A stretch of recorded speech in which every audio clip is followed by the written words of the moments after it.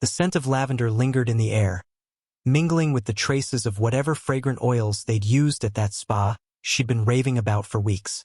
There was something different about her, a certain glow that hadn't been there in months.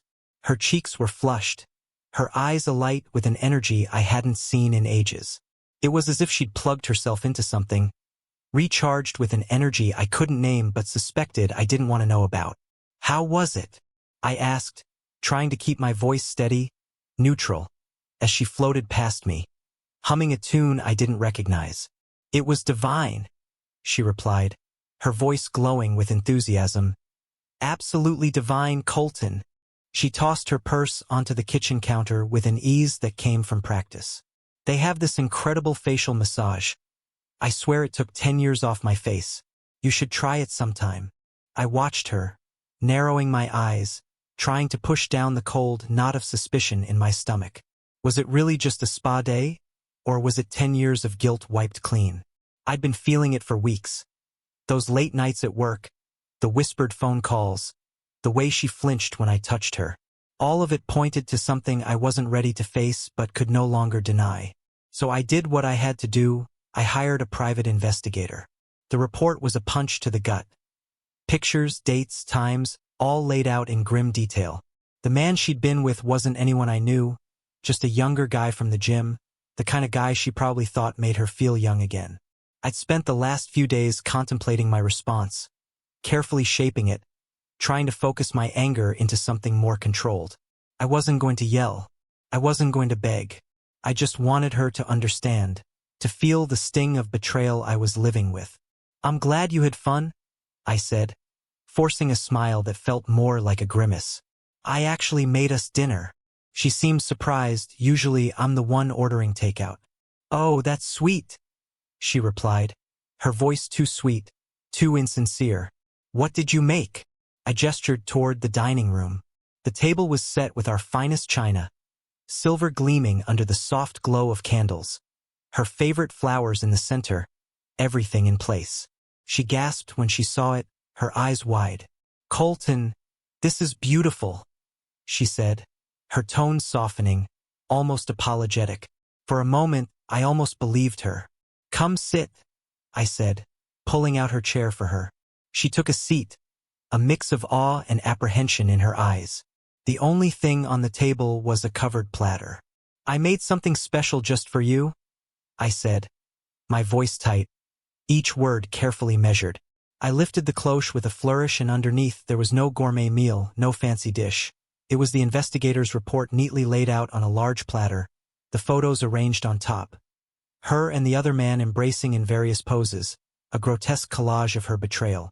Her face drained of color as she stared at the evidence, her breath coming in short, shallow gasps. She covered her mouth with one manicured hand, eyes wide in horror. What is this?" she whispered. "It's a summary of your spa day, Melissa," I said calmly, my voice steady but cold. "Or should I say your gym day?